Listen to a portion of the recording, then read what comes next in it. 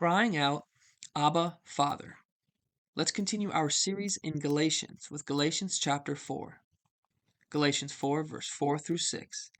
But when the fullness of the time had come, Elohim sent forth his Son, born of a woman, born under the law, to redeem those who were under the law, that we might receive the adoption as sons. And because you are sons, Elohim sent forth the Spirit of his Son into your hearts, crying out, Abba, Father.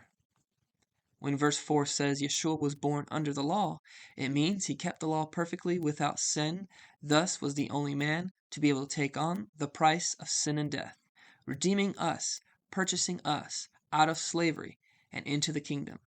Thanks to Yeshua, we are no longer slaves to sin and death, but sons of Elohim. And as sons by faith in Yeshua, we get to cry out to the Almighty Most High as our Abba, Father. Galatians 4, verse 8 through 10. But then, indeed, when you did not know Elohim, you served those which by nature are not Elohim. But now after you have known Elohim, or rather are known by Elohim, how is it that you turn again to the weak and beggarly elements, to which you desire again to be in bondage? You observe days and months, and seasons and years. The Galatians were former pagan worshippers, worshipping false gods, which had their own days, months, and years of worship. Paul calls them out by saying, Why return to your pagan ways? And this was because the Galatians had been receiving persecution not only from the Jewish sect, but also from the pagan Romans. So the Galatians contemplated joining either side to please anyone. But Paul said, Stop, do not take one step forward, coming to the faith in Yeshua, and then 2 steps back, returning to paganism and or joining a legalistic Jewish sect. Also, verse 9 is in no way calling Yah's Torah the weak and beggarly elements. Paul says that they, the Galatians, were former idol worshippers. What would they be returning to? Torah worship or false god worship? The answer is false pagan gods. And that is what Paul was talking about when he mentioned the weak and beggarly elements. Context is always important. So let's continue. Galatians 4, verse 21 to 24. Tell me, you who desire to be under the law, do you not hear the law? For it is written that Abraham had 2 sons, the one by a bondwoman, and the other by a free woman. But he who was of the bondwoman was born according to the flesh, and he of the free woman through promise, which things are symbolic. Paul, once again, is comparing the salvation by works, legalism, versus salvation by faith.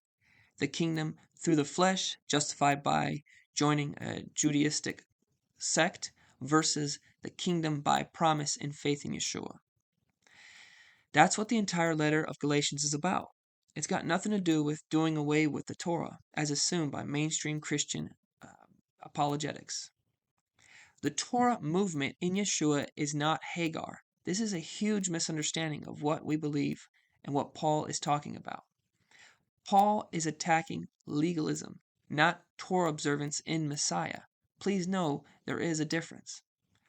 Paul is saying that if you think your works, getting circumcised, joining a certain denomination, gets you justified, then you are of the bondwoman, Hagar, which is an earthly, works-based salvation justification. Versus, if you believe that justification is by faith in Yeshua, you are of the free woman, which is the heavenly Jerusalem, the one Abraham knew about. Galatians 4, verse 25 and 26. For this Hagar, salvation by works, is Mount Sinai in Arabia, and corresponds to Jerusalem which is now, and is in bondage with her children. But the Jerusalem above is free, which is the mother of us all, salvation by faith in Yeshua, like Abraham. Once we read this letter carefully and with proper context, we see that Paul is not speaking against Torah, but simply putting it in its right place.